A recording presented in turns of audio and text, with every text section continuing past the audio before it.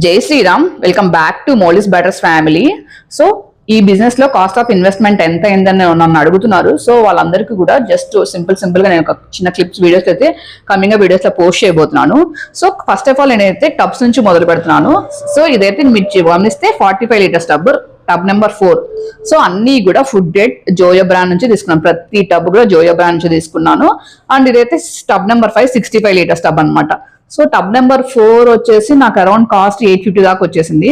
And tub number 6 cost వచ్చేసి around 950 దాకా వచ్చేసింది. అండ్ ఇవైతే ఇవైతే 2 టబ్స్ చిన్నవి, జస్ట్ 10 to 15 లీటర్స్ దాకా వస్తుంది అంతే. ఇవేంటంటే నాకు వడకి అండ్ లేకపోతే పోహా మెజర్మెంట్ కి యూస్ అవుతుంది అనేసి ఇవైతే 2 టబ్స్ తీసేసుకున్నాను. అన్ని కూడా చాలా వర్త్ అనమాట, అంత కాస్ట్ పెట్టినందుకు కూడా. అండ్ ఇప్పుడైతే నేనైతే లోడింగ్ లో ఉంది. ఇదైతే దోశ బ్యాటర్కి రెడీగా ఉందనమాట. సో నేనైతే ఒక చిన్న క్లిప్ కూడా తీసుకున్నాను. ఎంత వస్తుంది ఏంటనేది కూడా మీకు ఒక ఐడియా వస్తుంది కదా.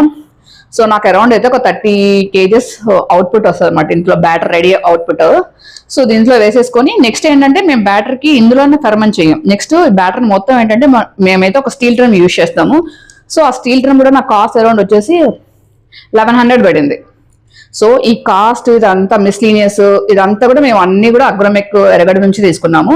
సో అరౌండ్ మీరు ఫిగర్ అవుట్ చేస్తే at the end of the day నాకు జస్ట్ ఈ డ్రమ్స్ మిస్లీనియస్ ఇవన్నిట్లకి నాకు అరౌండ్ 6K అయింది.